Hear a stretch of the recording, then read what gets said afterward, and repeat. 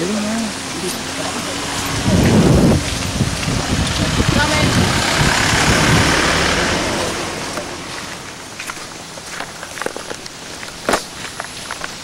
Kaya na talaga yung sa'yo kanina.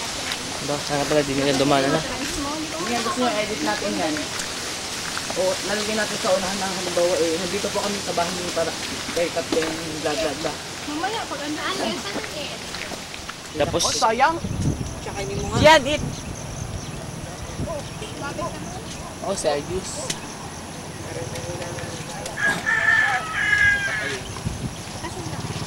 Uy, harap nga kayo dito. Guys, harap nga kayo.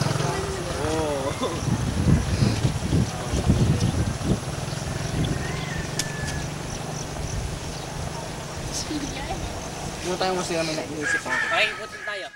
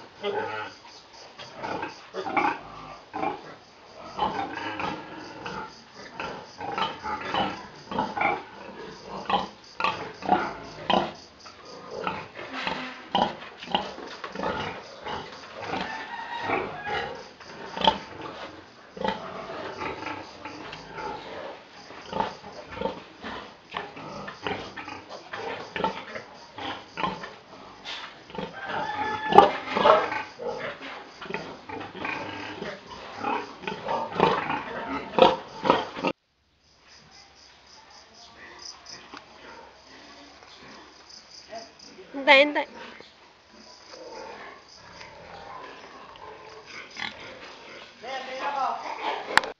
Saan nyo ka po dinadala yung mga dumi at ihi ng baboy? Hinta amin sinasalok. At yung gado namin sa gubat, sa halaman, may ilalagay, mga puno-puno ng halaman.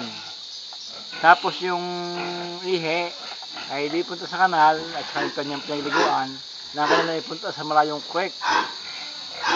Okay na po. Ah. Ganun ka po. Araw-araw nyo ka po itong nililine Oo, araw-araw nalilinis. at hindi naman po nangangamoy. Kung hindi pa oras ng ililinis at madumi, ay di minsan nangangamoy. Hindi naman po ito nakaka-apekto sa inyong barangay o sa inyong kapitbahay. Hindi pa naman, dahil sa wala pa naman nagreklamo sa amin eh. Ganun po. So, salamat po. Yun lang po. Dito po tayo ngayon sa bahay ni Kapitan Ezequiel Castillo. So, magandang umaga po. So, Magandang umaga din naman. ito po yung kami po yung mga estudyante mula sa Batangas College of Arts and Sciences. Third year students po from Athena. Nag-conduct po kami na survey about dun sa polluted areas. At ito pong lugar na ito yung napili namin. Ito po yung mga tanong. Meron po bang mga polluted areas dito sa barangay nyo? Meron yung mga nag-aalaga lang ng baboy. Ano po mga naging plano nyo para maagapan yung nasabing pollution?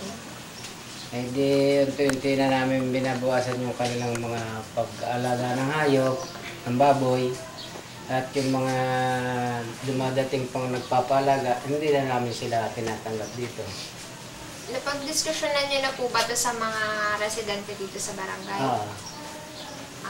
May mga naging plano po ba kayo na organisasyon para maagapan yung pollution nyo?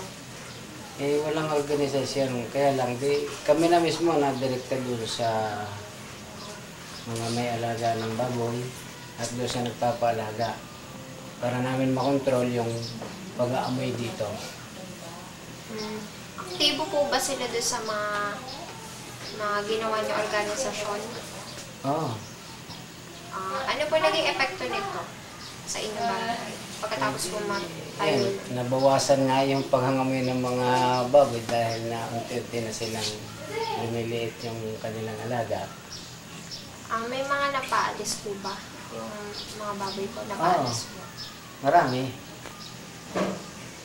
Sige po. Salamat po. Yan, si Yes. Ines, dala mo yung yan. Yan, lalo ka bang gusto ng picture.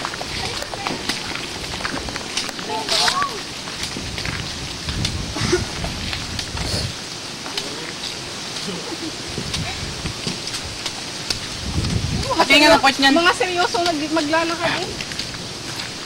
Pwede naman itong ganito eh. Mapasa sa computer. Ito. Yung memory card.